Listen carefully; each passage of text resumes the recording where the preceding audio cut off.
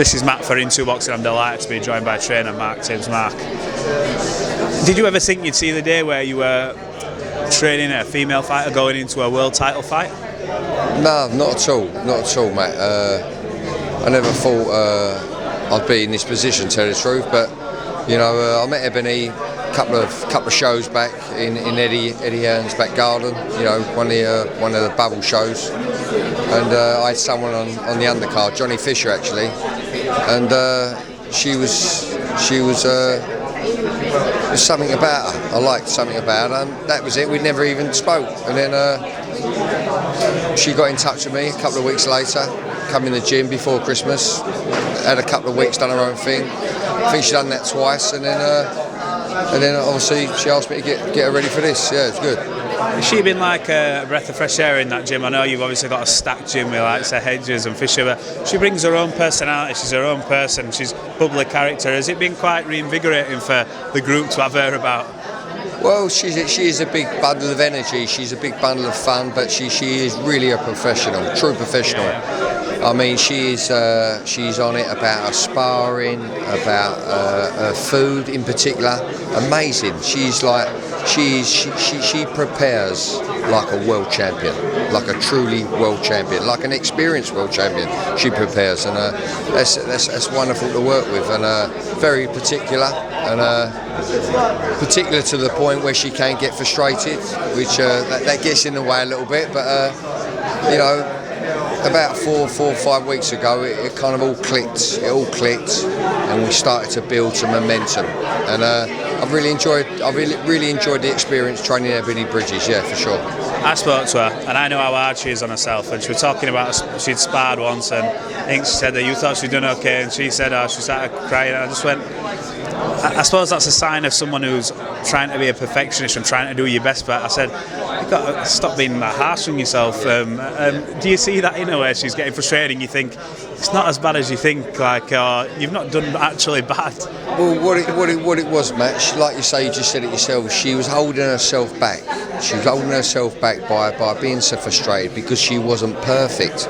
Nothing's perfect. There's no perfect combination, and you know, fighters and boxers have got to work in the moment, and you've got to correct yourself on the move. You know, you fall over your front foot. Sometimes she went to me, but I'm on my front foot. I went, well, you better get off it then. You're gonna fall over yourself, or you're gonna get chinned. It was one of them. It was one of them sort of conversations. But I've had loads of them conversations. But yeah, no, it's a little sign of not doing much in the boxing world. But she's got other things, like I just said. She prepares like a world champion because she's got that mentality and that work ethic. Absolutely. No, she's a good learner and a good listener as well.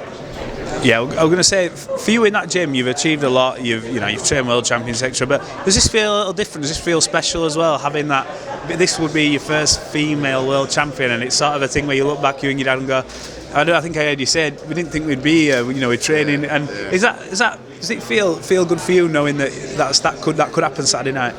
Well, yes. Listen, we always prepare to win with whoever we're training. We want to win at all costs. But to be fair, there was one time in particular when I had to give it.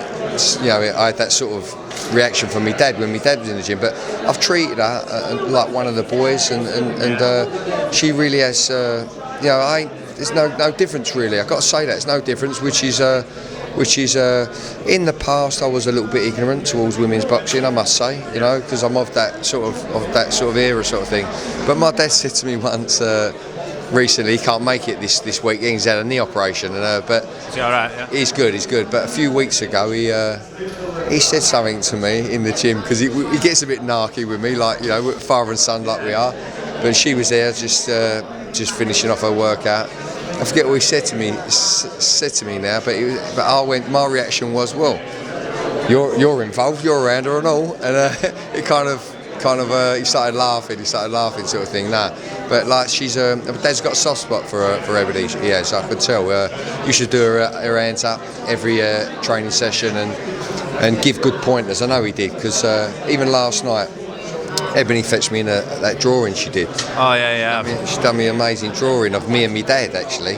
But anyway, when she come in, I went, I've got to ring my dad up, and I've got to FaceTime him. He never answers on FaceTime, but I rings him on the FaceTime, hoping he'd answer it, and he did. He answered it, and it was. I showed him the picture and that, and he went.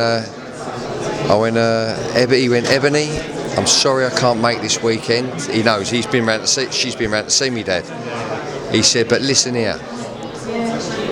Once you clip her, do not let her off the hook. It was magic. And he said, once you clip this lady, he said, work behind her jab, a little bit of educated pressure. Yeah. But when you catch her, if you catch her, you're gonna catch her. Do not let her off the hook. It's a great moment that for you, obviously, your dad and stuff like that. And like I said, I've seen her drawings. She's absolutely ridiculous. I mean, I've seen artists' drawings and they're probably not as good as what she's doing. But when you look at her as a person, she did the SAS Australia. I keep seeing clips going up thinking, okay, she's made a different stuff, isn't she? She really does try and push that boundary of how far can I go before someone can break me. Do you see that in her, that raw toughness? Yeah. No, she's a real she's a real showman, but she backs it up. You know what I mean? She's got character, she's got personality, and she's like I say, she's got character, personality, and she gets stuck in.